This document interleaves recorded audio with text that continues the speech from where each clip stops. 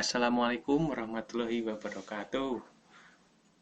Kami dari kelompok set instruksi akan menjelaskan tentang set instruksi yang beranggotakan Septi Wulandari, Ahmad Akbar Mahendra, Dita Ekasari, Siti Mudawamah, Rahmat Dani Triningsih, dan Zulfia Apriliani. Oke, mari kita mulai.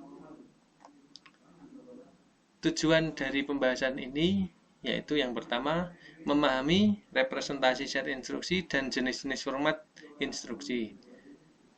Kedua, mengetahui jenis-jenis tipe operan yang digunakan. Ketiga, macam-macam mode pengalamatan. Keempat, format instruksi. Yang kelima, format instruksi yang ada di Pentium. Yang terakhir, memahami implementasi set instruksi pada Pentium 2. Sasarannya yaitu pengetahuan mengenai set instruksi sangat dirasakan manfaatnya oleh programmer bahasa tingkat rendah seperti bahasa assembler.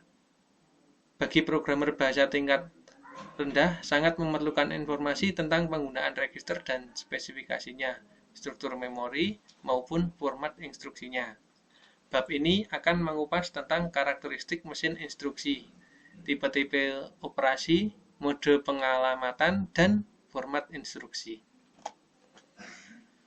Karakteristik mesin instruksi.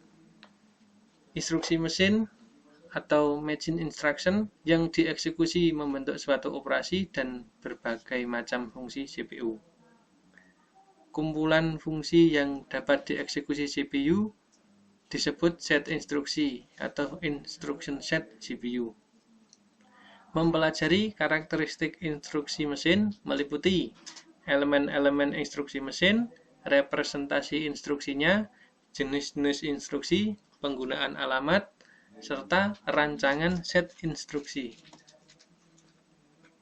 Elemen instruksi mesin. Untuk dapat dieksekusi CPU, suatu instruksi harus berisi elemen informasi yang diperlukan CPU secara lengkap dan jelas. Apa saja elemennya? Yang pertama, operasi code atau opcode, yaitu menspesifikasi operasi yang akan dilakukan. Kode operasi membentuk kode biner. Yang kedua, source operand reference, yaitu operasi dapat berasal dari lebih dari suatu sumber. Operan adalah input operasi. Yang ketiga, result operand reference, merupakan hasil atau keluaran operasi. Yang terakhir, next instruction reference. Elemen ini menginformasikan CPU posisi instruksi berikutnya yang harus diambil dan dieksekusi. Next, operan dari operasi. Melihat dari sumbernya, operan suatu operasi dapat berada di salah satu dari ketiga daerah berikut ini. Yang pertama, memori utama atau memori virtual. Yang kedua, register CPU. Yang ketiga, perangkat input-outputnya. Representasi instruksi. Instruksi komponen direpresentasikan oleh bit. Instruksi dibagi menjadi beberapa field. Kemudian, field-field ini diisi oleh elemen-elemen instruksi yang membawa informasi bagi operasi CPU. Kemudian, layout-nya instruksi dikenal dengan format instruksi. Nah, kemudian format instruksi sendiri terdiri dari opcode dan alamat. Nah, kode operasi direpresentasikan dengan singkatan yang disebut mnemonik.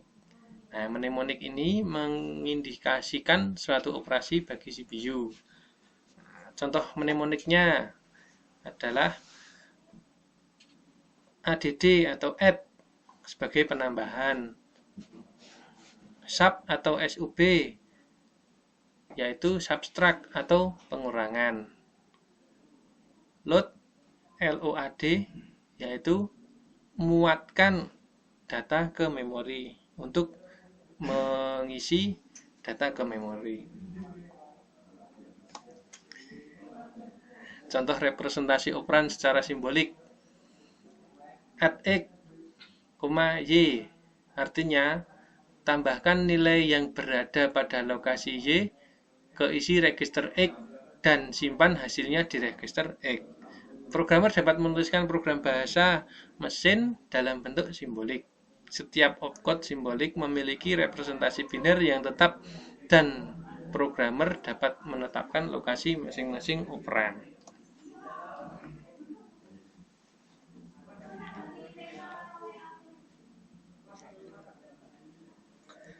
Jenis-jenis instruksi. Contoh suatu ekspresi bilangan X sama dengan Y plus X. X dan Y berkorespondensi dengan lokasi alamat addressnya 210 dan 211. Pernyataan dalam bahasa tingkat tinggi tersebut menginstruksikan komputer untuk melakukan langkah berikut ini. Muatkan sebuah register dengan isi lokasi memori 210. Tambahkan isi lokasi memori 211 ke register. Kemudian simpan isi register ke lokasi memori 210.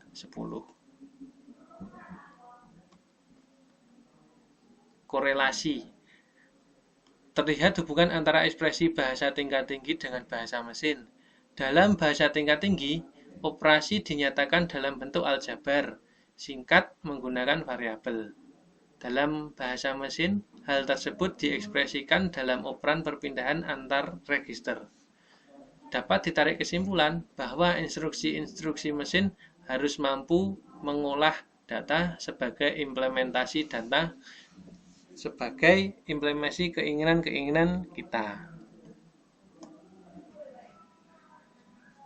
Kumpulan unit set instruksi yang dapat digolongkan dalam beberapa jenis, yaitu pengolahan data, perpindahan data, penyimpanan data, serta kontrol aliran program. Dalam pengolahan data meliputi operasi-operasi aritmatika dan logika.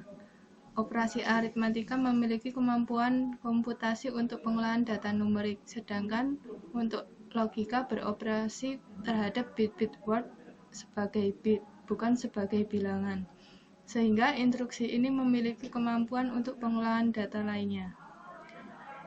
Perpindahan data berisi instruksi perpindahan data antara register maupun modul input atau output.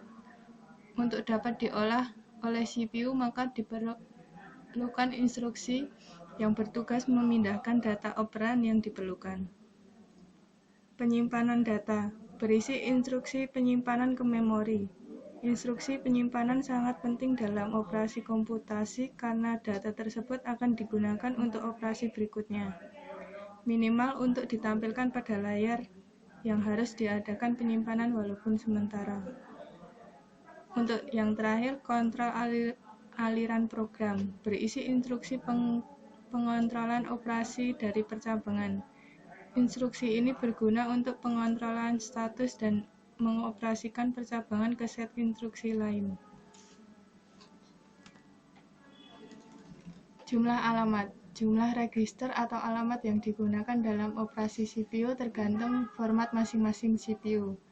Ada format operasi yang menggunakan 321 dan 0 register. Umumnya yang digunakan adalah 2 register dalam suatu operasi. Desain CPU saat ini telah menggunakan 3 alamat dalam suatu operasi, terutama dalam MIPS atau Million Instruction per Second. Alamat per instruksi yang lebih sedikit akan membuat instruksi lebih sederhana dan pendek, tetapi lebih sulit mengimplementasikan fungsi yang kita inginkan. Karena instruksi CPU sederhana, maka rancangan CPU juga lebih sederhana. Jumlah bit dan referensi per instruksi lebih sedikit sehingga fetch dan eksekusi lebih cepat. Jumlah instruksi per program biasanya jauh lebih banyak. Pada jumlah alamat per instruksi banyak, jumlah bit dan referensi instruksi lebih banyak sehingga waktu eksekusi lebih lama. Diperlukan registrasi CPU yang banyak, namun operasi antar register lebih cepat, lebih mudah mengimplementasikan fungsi yang kita inginkan, jumlah instruksi per program jauh lebih sedikit, serta untuk lebih jelas perhatikan contoh instruksi dengan jumlah register berbeda untuk menyelesaikan persoalan yang sama. Contoh penggunaan set instruksi dengan alamat 1, 2, dan 3 untuk menyelesaikan operasi hitungan. Contoh Y kurang A min B dibagi C plus D dikali E.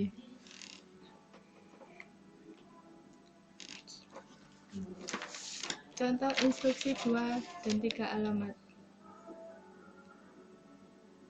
Untuk spesifikasi instruksi 3 alamat,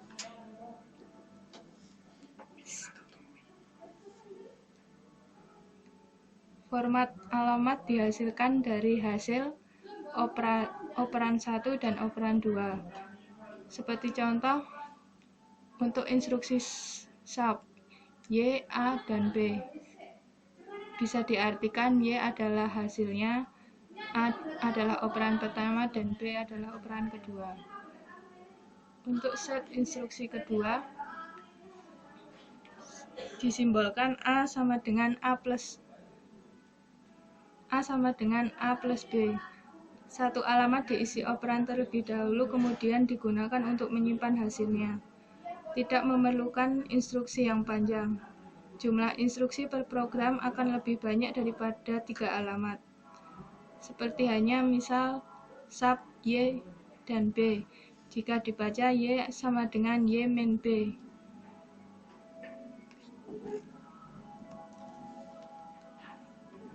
Instruksi satu alamat.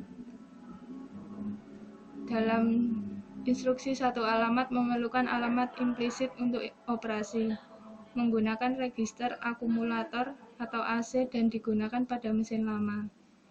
Spesifikasi instruksi alamat 0. Seluruh alamat yang digunakan implisit pada organisasi memori, terutama operasi stack.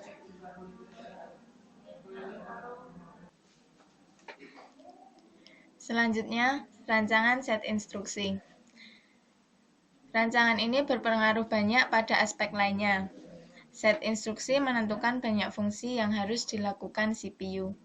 Set instruksi merupakan alat bagi para pemrogram untuk mengontrol kerja CPU. Kebutuhan pemrogram menjadi bahan pertimbangan dalam merancang set instruksi. Masalah rancangan yang fundamental meliputi yang pertama, operation repertoire, data types, instruction format, register, dan addressing. Operation repertoire meliputi berapa banyak dan operasi-operasi apa yang harus tersedia. Sekompleks apakah operasi itu seharusnya. Yang kedua, data types meliputi jenis data dan format data. Instruction format meliputi panjang instruksi, jumlah alamat, dan ukuran field. Register meliputi jumlah register CPU yang dapat direferensikan oleh instruksi dan fungsinya. Addressing meliputi mode untuk menspesifikasi alamat suatu operan. Tipe operasi. Dalam perancangan arsitektur komputer, jumlah kode operasi akan sangat berbeda untuk masing-masing komputer, tetapi terdapat kemiripan dalam jenis operasinya. Jenis operasi komputer: transfer data, konversi, yang kedua aritmatika, input atau output, yang ketiga logika, control system, dan transfer control. Operasi set instruksi secara umum jenisnya ada 5. Yang pertama, pemindahan data. Yang kedua, logika. Yang ketiga, pemindahan kontrol. Yang keempat, input atau output. Dan yang kelima, konversi. Kembali lagi.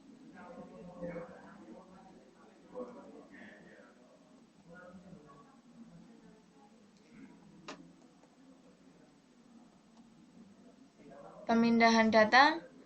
Operasi dari pemindahan data ada move, store, load, exchange, clear atau reset, set, push, dan pop. Keterangannya ada di sampingnya ini. Selanjutnya, operasi set instruksi logika. Nama operasinya dari operasi logika ada AND, OR, NOT, exclusive OR, test, compare, set variable control, shift, dan rotate.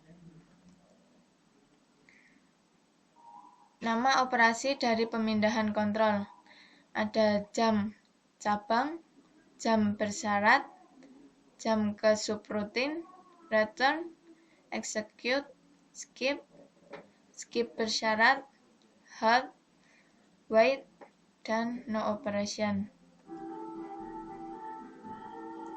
Yang keempat, operasi input-output terdiri dari input atau read, output atau write, start I/O, test I/O.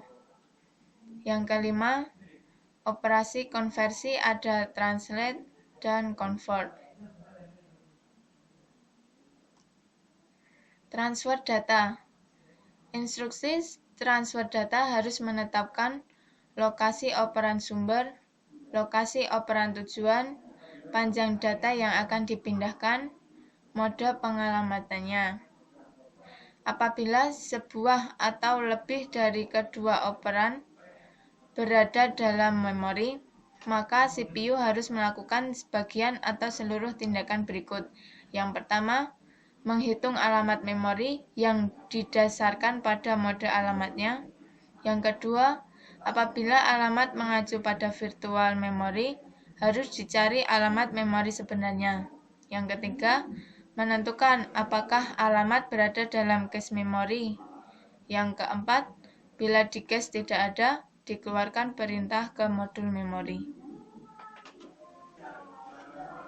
Karakteristik pada mesin instruksi yaitu ada 3.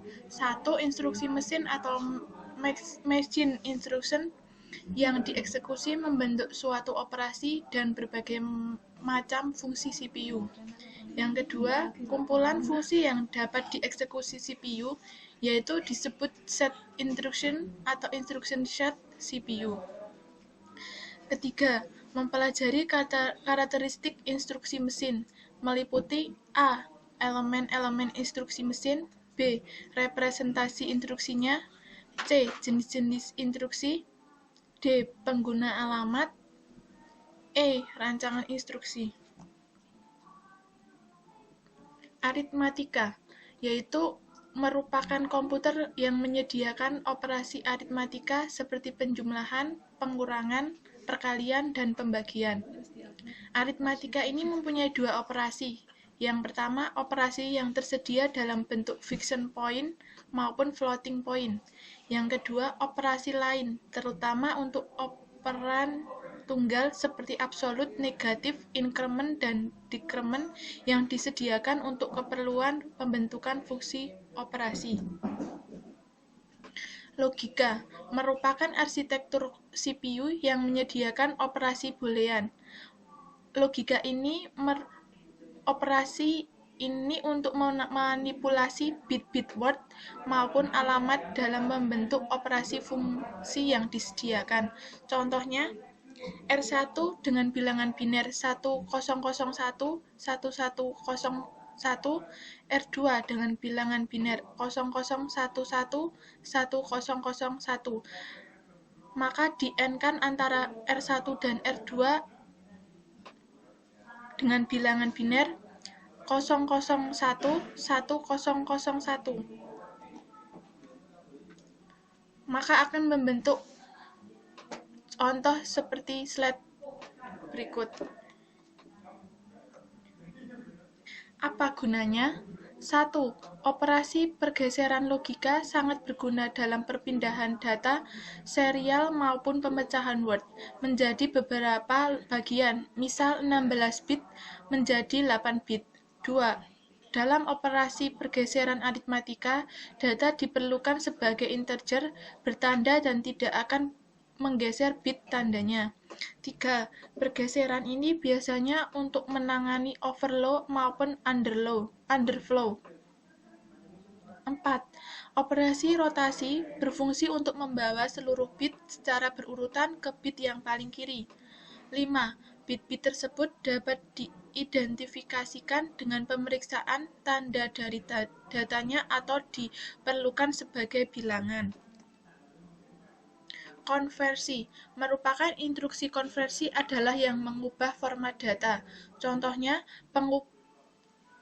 Pengubahan bilangan desimal menjadi bilangan biner atau sebaliknya.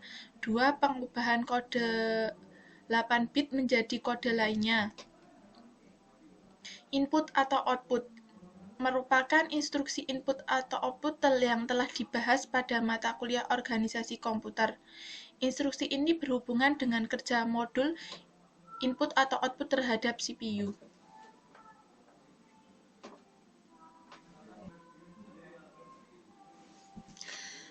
Kontrol sistem. Instruksi ini merupakan instruksi khusus yang hanya dapat dieksekusi ketika prosesor berada dalam kondisi khusus atau sedang mengeksekusi program yang berada pada area khusus. Instruksi ini digunakan dalam sistem operasi. Contoh, pertama, instruksi untuk membaca atau mengubah kunci proteksi penyimpanan. Yang kedua, instruksi untuk akses blok kontrol proses pada sistem multiprogramming, model kernel, dan lain-lain. Pemindahan kontrol. Instruksi kali ini akan sangat berbeda karena instruksi-instruksi sebelumnya adalah operasi bagi operan. Sedangkan kali ini adalah instruksi yang dilakukan oleh instruksi berikutnya. Operasi transfer kontrol itu untuk apa? Pertama, adanya aplikasi yang berulang-ulang dilakukan. Yang kedua, adanya fungsi-fungsi persyaratan, yaitu operasi akan dilakukan apabila kondisi syaratnya terpenuhi. Yang ketiga, untuk kemudahan dalam pemrograman, yaitu program besar dapat dipecah-pecah menjadi program kecil yang modular. Set instruksi operasi transfer control. Yang pertama, branch atau percabangan. Yang kedua, skip atau lompat atau melewati. Yang ketiga, subroutine call. Instruksi percabangan. Ini adalah tabel untuk instruksi percabangan. Branch R1, R2, X. Bila isi R1 sama dengan R2, maka bercabang ke X.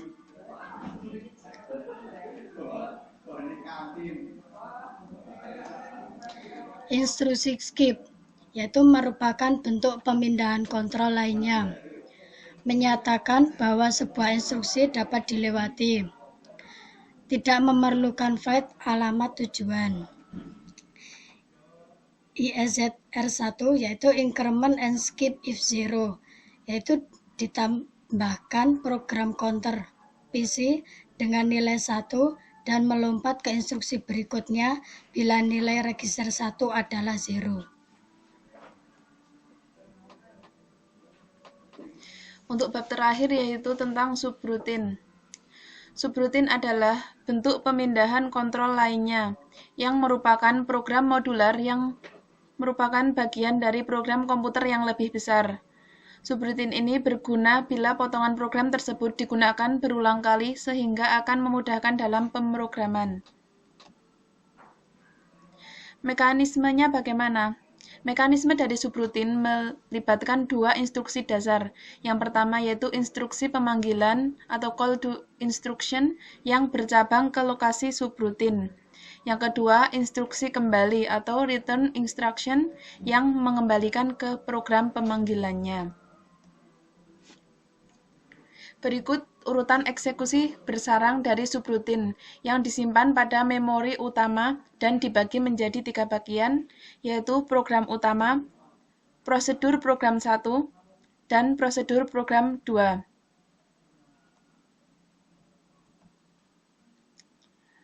Subrutin menyimpan informasi. Mengapa menyimpan informasi? Karena pemanggilan subrutin dari sembarang tempat untuk mekanisme kembali dari subrutin ke program utamanya.